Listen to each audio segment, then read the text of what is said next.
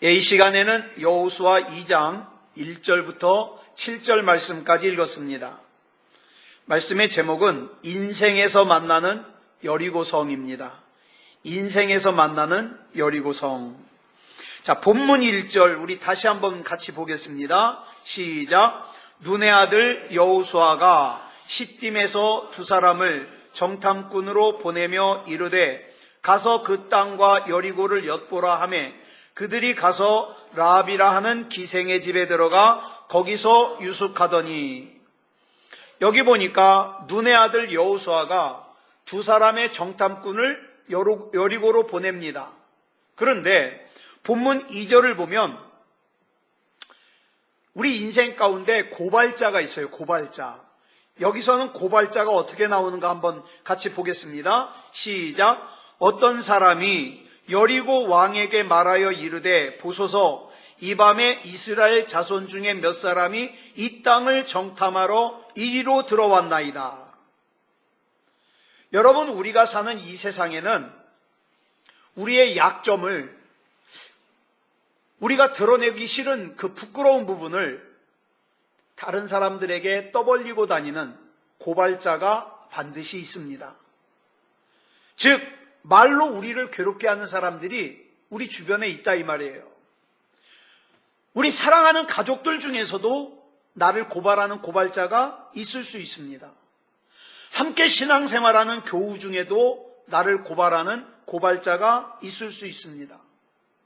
나의 흉을 보거나 나에 대하여 좋지 않은 근거 없는 말을 갖다가 이 사람 저 사람에게 해가지고 심지어는 그 교회에서 신앙생활 할 수조차 없게 만드는 그 고발자라고 할 수 있어요. 우리 교회 예전에 한 젊은 부부 아마 기억하실 겁니다. 한 가족이 신앙생활을 했는데 이 자매님이 아기를 낳고 머리가 다 빠졌어요. 머리가 이 무릎팍처럼 머리가 다 빠졌어요. 네. 그래가지고 저희 집사람이 그 애기 엄마를 갖다가 차에다 싣고 치료받으러 대학병원까지 왔다 갔다 하면서 치료를 받고 있었는데 어느 날 갑자기 이 가족이 예배를 안 나오는 거예요. 알고 보니까 교회 안에서 누군지 모르겠는데 어떤 사람에게 이 머리 가지고 상처받는 말을 들은 것 같아요. 예. 그래서 결국 이 가족이 교회를 떠나게 되었죠. 이 고발자예요, 고발자. 예. 여러분, 교회 다니는 사람이라 그래서 다 좋은 말만 하는 거 아니에요. 우리 알잖아요. 예. 그래서 야고보서에 보면은 말 조심하라고 말 계속 강조하고 있어요. 함께 교회 다니는 사람들 중에서도 목회자와 또 함께 신앙생활하는 교우들에 대하여 좋지 않은 뒷얘기하는 고발자들이 어디든지 가면 있습니다. 있어요. 그러면 고발자만 있냐? 아니요. 본문 3절을 보면 체포조도 있어요. 체포조. 본문 3절 보겠습니다. 시작. 여리고 왕이 라합에게 사람을 보내어 이르되 내게로 와서 내 집에 들어간 그 사람들을 끌어내라.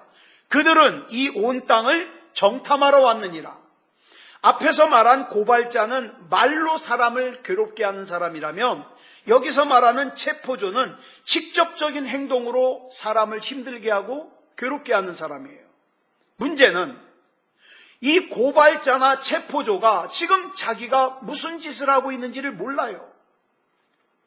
지금 자기가 하나님의 사람들을 고발하고 있다고, 하나님의 사람들을 괴롭게 하고 있다는 걸 몰라요.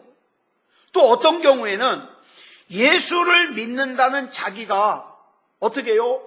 고발하고 체포하는 바람에 자기 때문에 힘들었던 그 사람이 하나님에 대하여 또 교회에 대하여 예수 믿는 사람에 대하여 부정적인 마음을 가지게 되는 경우가 허다하더라 이 말이에요. 그리고 이것이 더 나아가서 내가 지금 하고 있는 이 말이, 내가 지금 하고 있는 이 행동이 하나님의 일을 회방하는 일이라는 것을 모르고 있더라는 거죠. 여러분, 예수님 당시에 예수님을 가장 핍박한 사람들이 누굽니까? 하나님을 가장 잘 믿는다고 자부하던 대제사장, 바리새인, 서기관들이었어요. 그런데 정작 이 사람들이 하나님을 잘 믿는다고 자부하던 이 사람들이 하나님의 아들이신 예수님을 죽이려고 그랬어요. 그래서 예수님께서는 그들을 위해서 기도하실 때 뭐라고 기도하셨습니까? 아버지요, 저들이 지금 자기가 뭔 일을 하고 있는지 알지 모르기 때문에 저런 일을 하는 거니까 용서해 주십시오. 모르기 때문에 하나님의 사람을 고발하고, 모르기 때문에 하나님의 사람을 체포하고, 모르기 때문에 하나님의 일을 회방하더라 이 말이에요. 그러면 이렇게 우리 주변에는 고발자와 체포조만 있냐? 그렇지 않습니다. 우리 주변에는 본문 4절로 5절을 보면 라합같이 우리를 숨겨주는 협력자가 있어요. 내가 신앙생활 잘할 수 있도록, 내가 힘들 때 힘을 낼 수 있도록, 내가 어려울 때 힘을 낼 수 있도록 나를 도와주는 협력자가 있다 이 말이에요.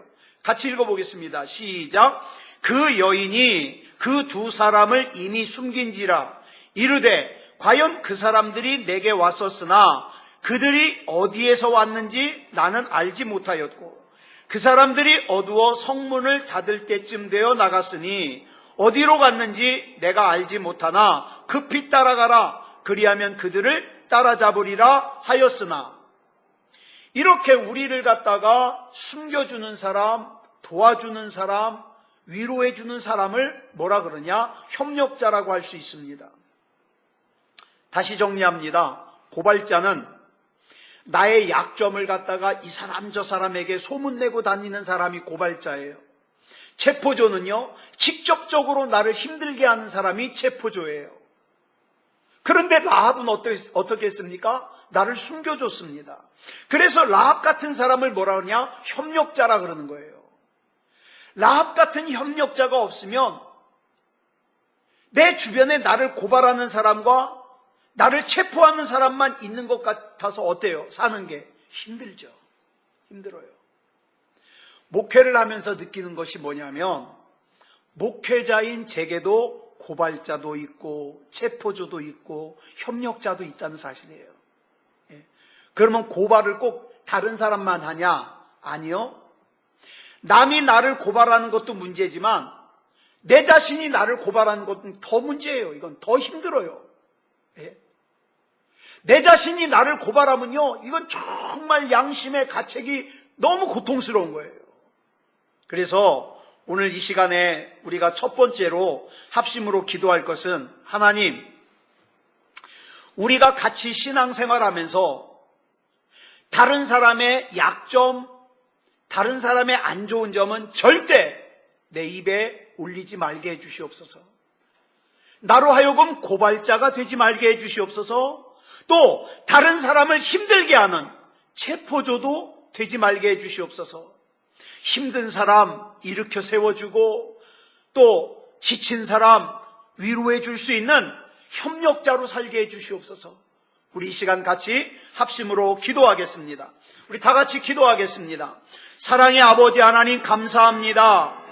아버지 하나님이여, 하나님이 믿어지게 하시고 우리가 비록 작은 교회지만 하나님 안에서 같이 신앙생활할 수 있음을 감사합니다. 그런데 아버지 하나님, 우리 인간이 사는 곳에는 다른 사람의 조그만 약점이나 조그만 잘못된 얘기라도 소문을 내고 이야기를 하는 고발자들이 많습니다. 아버지 하나님이여, 또한 다른 사람을 힘들게 하는 체포조도 많습니다. 아버지 하나님, 아무개는 이랬대더라, 아무개는 고발자다, 아무개는 체포조다, 다른 사람 생각하지 말게 하시고 하나님 안에서 하나님을 하나님으로 믿는 나 먼저 고발자가 되지 말게 하시고 체포조가 되지 말게 하시고 힘든 사람 일으켜 세워주고 힘이 되어주고 아버지 하나님의 지친 사람 위로해 줄 수 있는, 상처받은 사람 위로해 줄 수 있는 협력자로 살게 하여 주시옵소서.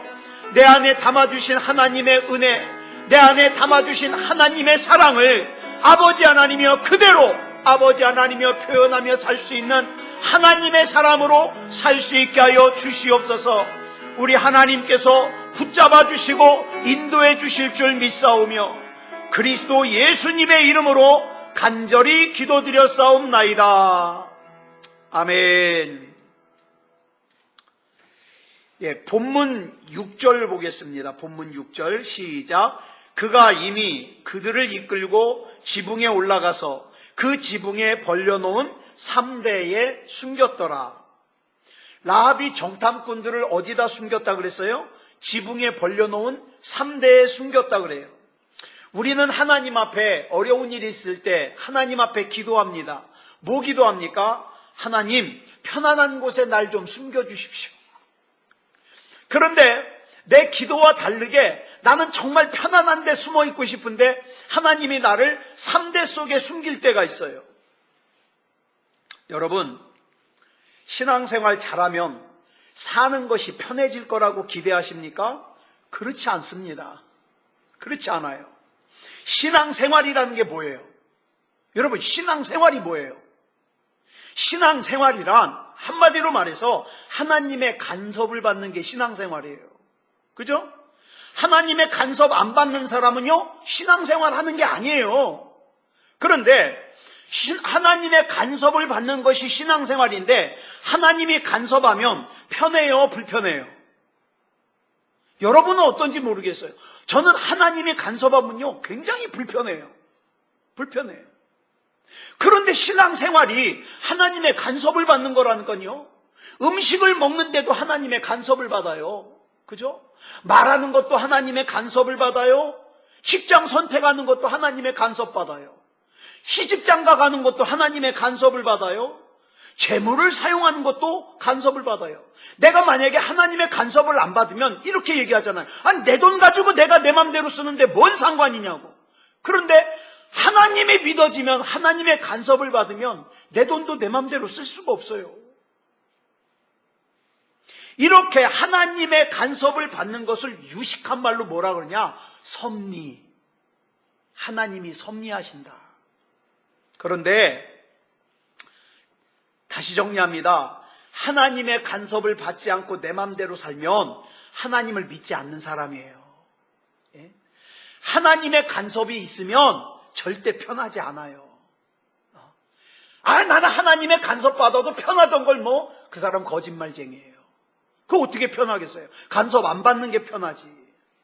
그런데 이렇게 하나님의 간섭을 받는 우리가 세상에서 나를 유혹하는 그 유혹과 싸우는 전쟁을 하는데, 이런 전쟁을 뭐라 그래요? 영적 전쟁이라 그래요. 근데 하나님의 간섭을 안 받는 사람은 영적 전쟁 해요, 안 해요? 간섭을 안 받고 자기 맘대로 사는데 무슨 영적 전쟁을 해요? 안 하죠. 하나님의 간섭을 받으니까 영적 전쟁을 하더라, 이 말이에요. 그러므로 우리가 여기서 살펴봐야 될 것은, 이런 영적 전쟁으로부터 우리 자신을 지키기 위해서 성도로서, 하나님을 믿는 사람으로서 해야 할 일이 있더라, 이 말이에요. 해야 할 일이 있다. 본문 1절을 다시 한번 보겠습니다. 시작.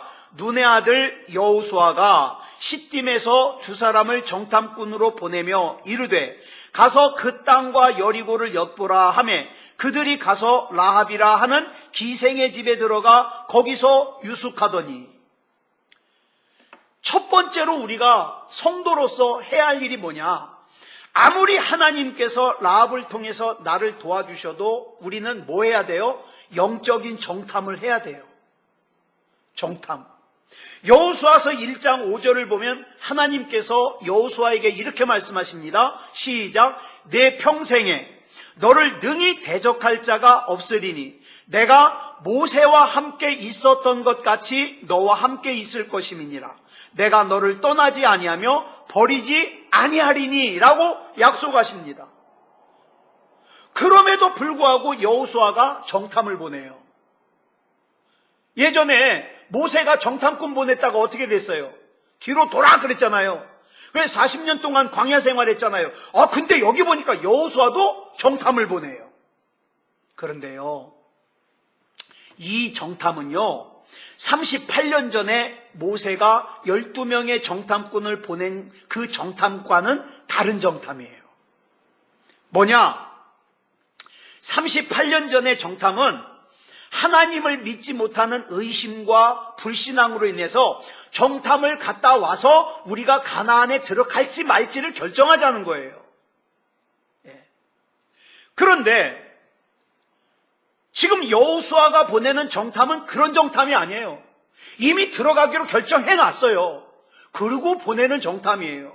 여호수아 1장 11절을 보면 하나님께서 여호수아에게 명하시기를 뭐라고 명하시는가? 시작! 진중에 두루다니며 그 백성에게 명령하여 이르기를 양식을 준비하라. 사흘 안에 너희가 이 요단을 건너 너희의 하나님 여호와께서 너희에게 주사 차지하게 하시는 땅을 차지하기 위하여 들어갈 것임이니라 하라. 아멘.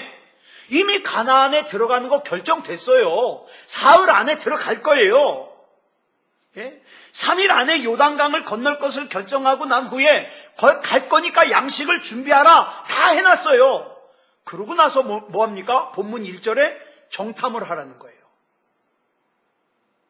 정탐의 결과와 상관없이 갈 건데 정탐하라. 그런데 자 보세요. 여기서 우리가 빠지기 쉬운 함정이 있어요. 이렇게 마음을 강하게 하고 담대히 하고 양식을 준비한 후에 정탐을 할 때 우리가 빠지기 쉬운 함정이 뭐냐면, 그래 하나님이 건너라 그랬어, 하나님이 나 지켜준다 그랬어, 그러다가 보니까 너무 자신감이 넘쳐가지고 교만해지기 쉬워요. 나 어차피 잘 될 건데 나 어차피 하나님이 책임지시는데 교만해지기 쉬워요. 어차피 내가 요단강을 건너기로 돼 있고 가나안에 들어가기로 결정돼 있는데 이 정탐 왜 하라 그럴까요? 정탐하라는 이유가 히브리서 12장 15절에 나와요.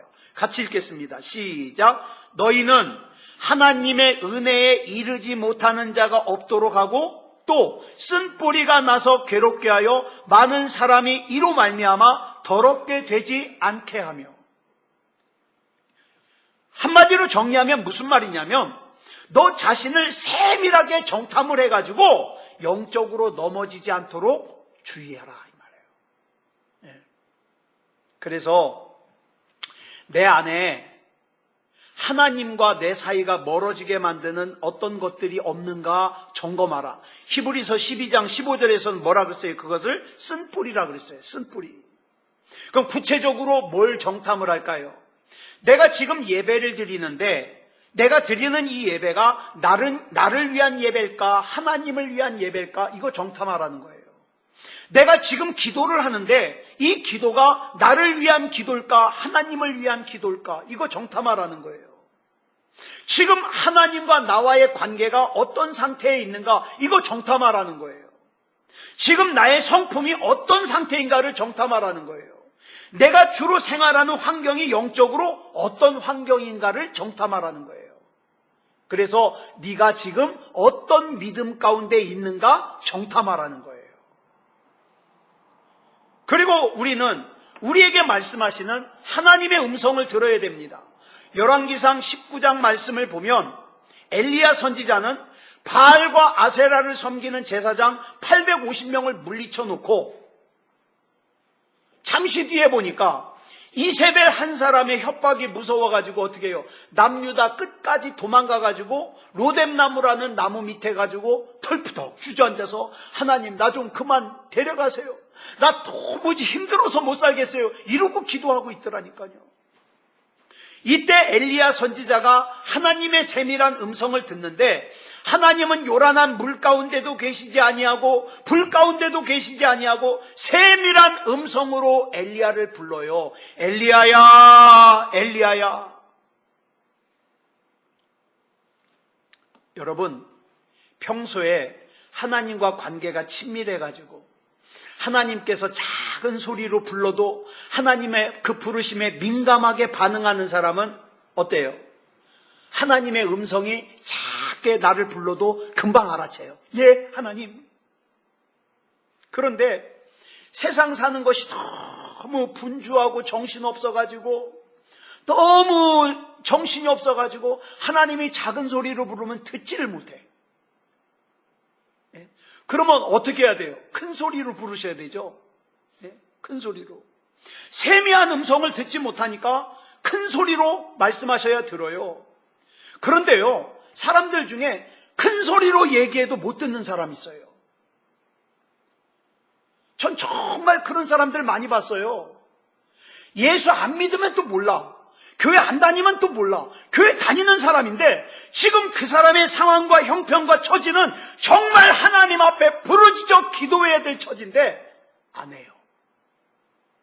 하나님이 부르셔도 부르시는 걸 몰라요.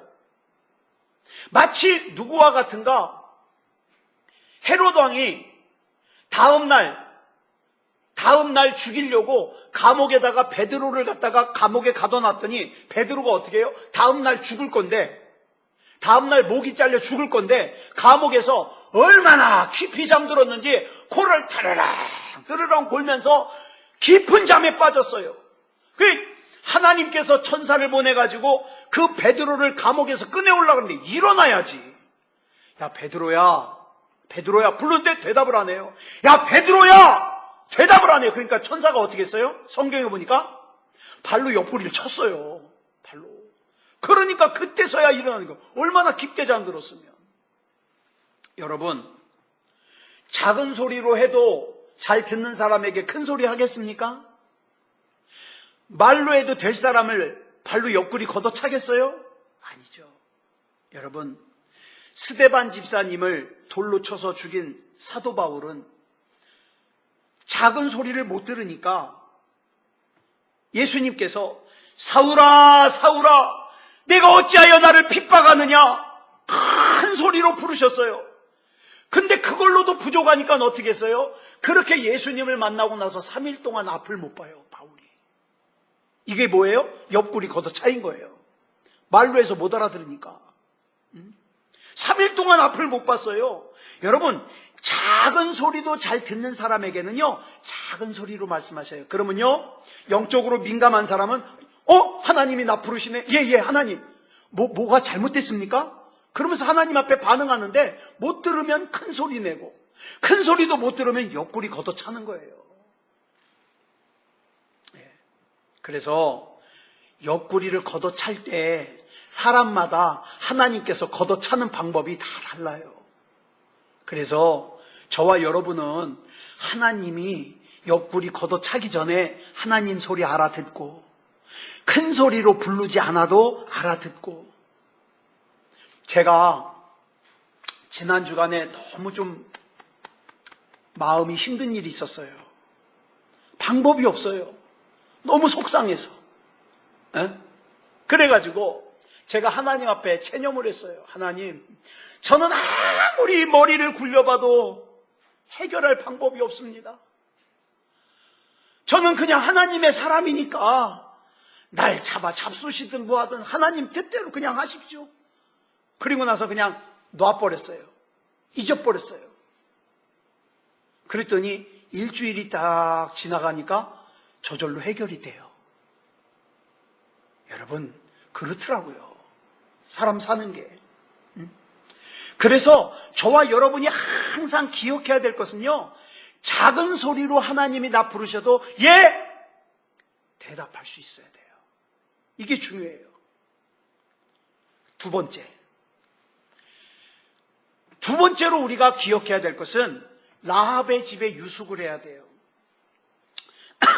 성령이 충만한 정탐꾼들은 정탐을 하기 위해서 누구의 집으로 들어갔느냐?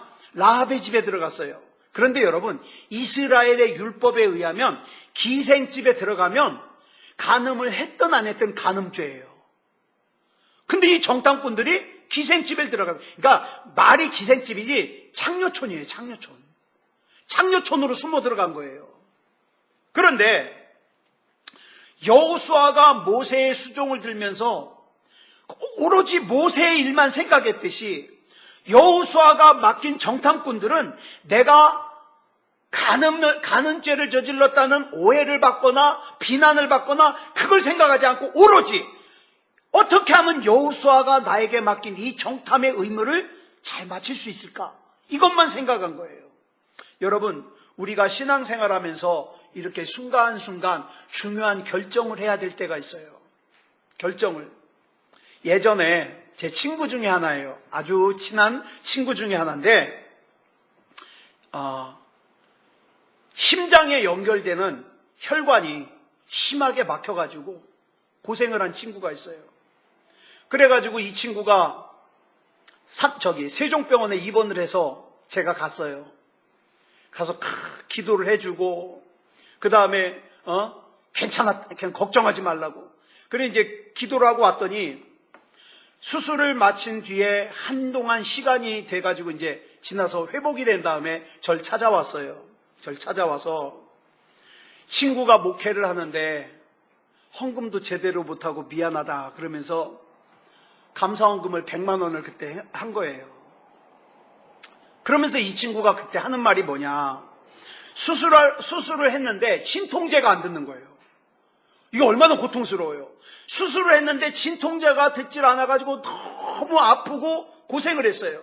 그런데 이런 과정을, 아픔을 한번 크게 겪고 나니까 하나님의 음성이 더 크게 들리는 거예요. 세상의 관심은 저만치가 있고 그저 하나님의 음성이 크게 들리는 거예요. 그런 은혜를 경험했다 이렇게 간증을 하더라고요. 어떤 여자 성도님이 블로그에 쓴 글을 제가 읽었습니다.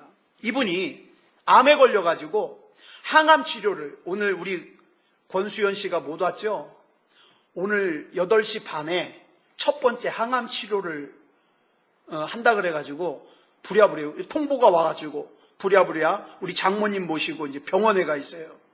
아마 지금 오는 중일 거예요. 자, 그런데 이분이 암에 걸려가지고 12차례에 걸쳐서 항암 치료를 받았어요.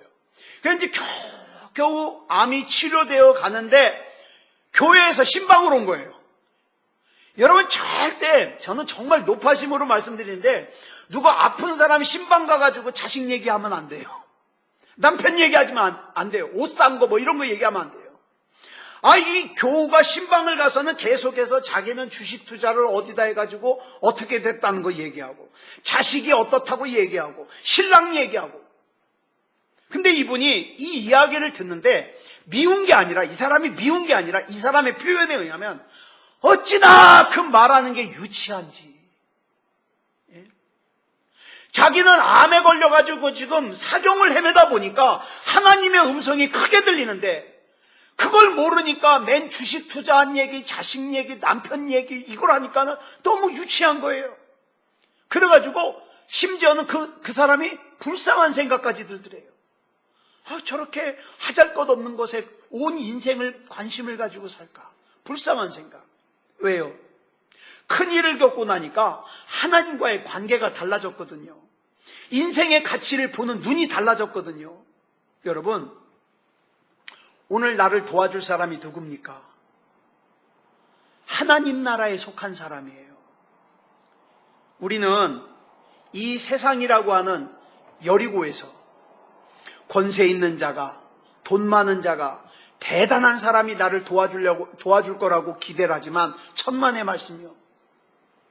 제가 전도사 때, 그때는 제가 정말 경제적으로 힘들었습니다. 그런데 교회에서 예를 들어서 기도의 시간에 기도를 이렇게 하고 있으면 누군가 와가지고 제 손에다가 봉투를 하나 탁 껴주고 가요. 그럼 이렇게 기도하다가 눈을 궁금하잖아요. 눈 딱 떠서 보면은 지독히도 힘든 집사님이에요. 제가 전도사 생활하면서 저보고 책값 하라고 많은 분들이 책값 하라고 봉투를 주셨는데 부자로 사는 분은 한 번도 못 받았어요, 제가. 정말이에요. 한 번도. 다 힘든 분들이. 예? 전도사님 책 사서 보시라고. 예. 나중에 보니까 그분들이 뭐예요? 나를 도와주라고 하나님께서 보내신 까마귀고 나를 도와주라고 하나님이 보내주신 라비드라 이 말이에요. 우리 이 시간에 두 번째로 기도할 것은 하나님, 나의 일상생활에서 하나님의 음성을 듣고 하나님의 간섭을 받는 그런 삶을 살게 해주시옵소서. 하나님의 간섭을 받는 삶이 비록 불편하다 할지라도 나는 하나님의 간섭을 받는 삶을 살고 싶습니다. 하나님, 나를 간섭해 주시옵소서. 우리 시간 같이 합심으로 기도하겠습니다. 다 같이 기도하겠습니다. 사랑의 아버지 하나님 감사합니다. 이 시간에 우리 하나님께서 함께하여 주셔서 아버지 하나님이여 인생이라고 하는 이 여리고성을 우리가 살고 있는데 아버지 하나님이여 나의 일상생활에서 하나님께서 나에게 작은 소리로 나를 부르셔도 하나님의 음성을 들을 수 있는 나의 영적인 상태가 되게 하여 주시옵소서. 하나님의 음성이 들려지고 하나님의 간섭을 받는 삶을 살게 해 주시옵소서.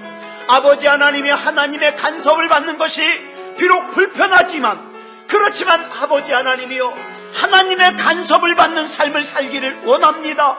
간절하게 원합니다. 우리 하나님께서 붙잡아 주시고 역사해 주시옵소서. 사랑의 아버지 하나님이여 그래서 우리 하나님 앞에 영광 돌릴 수 있는 나의 삶이 되게 하시고 예수 그리스도 이름으로 승리할 수 있는 그런 삶이 되게 하여 주시옵소서. 아버지 하나님이여 하나님께서 나를 위해서 까마귀를 예비하시고 라합을 예비하셨듯이 나 역시 또한 누군가에게 하나님이 예비하신 까마귀가 되게 하시고 라합이 되게 하여 주시옵소서. 우리 하나님께서 붙잡아 주시고 인도해 주실 줄 믿사오며 그리스도 예수님의 이름으로 간절히 기도드렸사옵나이다. 아멘. 그 다음 마지막으로 우리가 해야 할 일은 우리도 라합 같은 합력자가 되어야 된다 이 말이에요. 우리가 어려운 형편에 있을 때 하나님이 예비하신 라합 같은 그 협력자의 도움을 받는 거 중요합니다. 그런데 언제까지나 하나님이 예비하신 라합을 통해서 도움을 받기만을 기다릴 것이 아니라 내가 누군가에게 라합이 되어줘야죠. 제가요, 여러분들 가운데 여러분 알게 모르게 여러분들에게 굉장히 큰 힘을 얻을 때가 있어요. 예. 너무너무 감사할 때가 있어요. 그 여러분이 저한테는 라합이죠. 자, 본문 4절 보겠습니다. 시작. 그 여인이 그 두 사람을 이미 숨긴지라 이르되 과연 그 사람들이 내게 왔었으나 그들이 어디에서 왔는지 나는 알지 못하였고. 여기 보면 라합은 위험을 무릅쓰고 하나님 편에 서서 정탐꾼들을 도와줍니다. 여러분, 내가 누군가를 도와준다는 것은 뭡니까? 위험을 무릅쓰는 거예요. 손해를 무릅쓰는 거예요. 내가 하나님 편에 선다는 건 뭡니까? 위험을 무릅쓰고 손해를 무릅쓰는 거예요. 저는 우리 교회 안에 우리 성도님들 가운데 그렇게 위험을 무릅쓰고라도 손해를 무릅쓰고라도 하나님 편에 설 것 같은 분들이 있는 것을 감사합니다.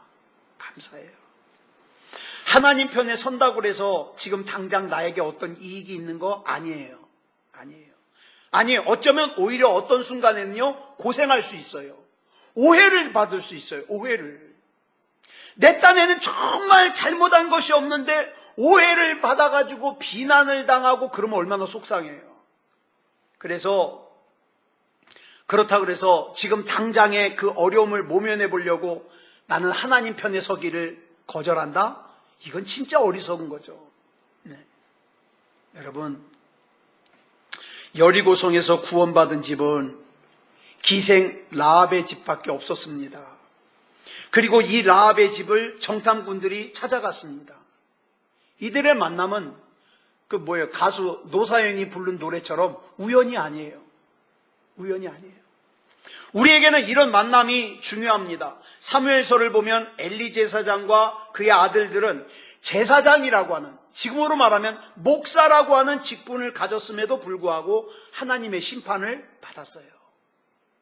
그러나 그 시절에 아이를 낳지 못해서 첩인 분인나에게 무시를 당하고 아픈 상처에 막 소금 뿌림을 당하고 그랬던 한나라는 여자. 그래서 눈물을 흘리면서 하나님 앞에 기도했던 한나는 자기의 문제만 해결받았을 뿐만 아니라 영적으로 암흑기였던 이스라엘을 회복시키는 일에 크게 쓰임받았어요. 여러분, 하나님께서는 여러분 크게 쓰고 싶어 하십니다. 크게 쓰실 거예요. 아무리 고통 가운데 있어도 아무리 어려워도 원망하지 않고 미워하지 않고 날마다 기도하는 사람이라면 그 사람은 영적으로 건강하기 때문에 라합처럼 사람들이 보기에는 비록 비천해 보여도 다른 사람을 살릴 수 있는 사람이 된다는 거예요. 여러분, 한나 같은 사람이 한 사람만 있어도 하나님께서 이스라엘을 살리셨는데 오늘 저와 여러분이 한나가 된다면 우리 가정도 살 거예요. 우리 교회도 살 거예요. 지금 우리나라가 도대체 어떤 방향으로 갈지 알 수 없는 이 나라 이 민족도 살게 될 겁니다.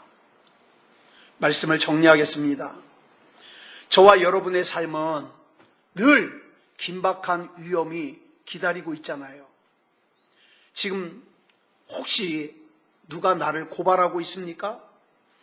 누가 나를 체포하려고, 누가 나를 삼키려고 우는 사자같이 노려보고 있습니까? 걱정하지 말 것은 하나님은 하나님께서 예비하신 협력자를 통해서, 교회를 통해서, 또 내 옆에 있는 천사를 통해서 저와 여러분을 지붕 위에 있는 3대 속에 숨기실 겁니다.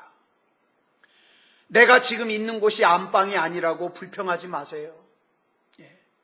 지금 여러분이 있는 곳이 가장 안전한 곳이에요. 그렇기 때문에 하나님의 이름을 부르고 하나님께서 아무리 작은 소리로 나를 부르셔도 그때그때 하나님의 부르심에 반응하고 응답할 수 있는 그런 저와 여러분이 되어야 되겠죠.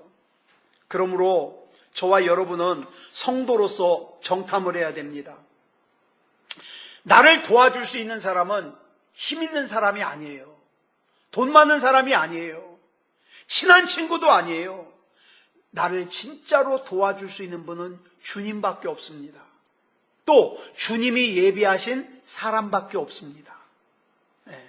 그렇기 때문에 힘들다고 원망하거나 불평하지 말고 하나님께서 예비하신 라합이 있음을 믿고 또 그 어떤 누군가를 위해서 하나님께서 나를 라합으로 예비하셨음을 믿고 하나님의 일하심에 하나님의 역사하심에 순종하는 또 하나님을 신뢰하고 두려워하지 않는 그런 저와 여러분이 되기를 그리스도 예수님의 이름으로 축복합니다. 우리 이 시간의 마지막으로 기도할 것은 하나님, 우리가 살고 있는 여리고성 속에서도 하나님의 사람을 만나고 하나님의 뜻을 깨닫고 하나님의 말씀에 순종하는 믿음의 사람으로 살게 해 주시옵소서. 우리 같이 합심으로 기도하겠습니다. 다 같이 기도하겠습니다. 사랑의 아버지 하나님 감사합니다. 우리가 살고 있는 이 세상은 분명히 죄악이 가득한 여리고성입니다. 정말 믿음다운 믿음을 찾아보기 힘든 세상입니다. 하지만 하나님의 은혜 가운데 하나님의 사람을 만나게 해주시옵소서. 하나님의 뜻을 깨닫고 하나님의 말씀에 순종하는 믿음의 사람으로 살게 해 주시옵소서. 사랑의 아버지 하나님, 하나님의 예비하심에 대하여 의심하거나 두려워하지 말게 하시고 하나님을 신뢰함으로 담대히 나아가게 하시고 믿음으로 이기고 승리할 수 있게 하여 주시옵소서. 아버지 하나님, 때로는 나는 갈 길 모를 때에 어찌해야 할지 모를 때에 하나님께서 나의 힘이 되어주시고 나의 피할 바위가 되어주시고 나의 요새가 되어주셔서 은혜 가운데 거할 수 있도록 인도하여 주시옵소서. 우리 주님께서 붙잡아 주시고 인도해 주실 줄 믿사오며 그리스도 예수님의 이름으로 간절히 기도드려 싸움나이다. 아멘.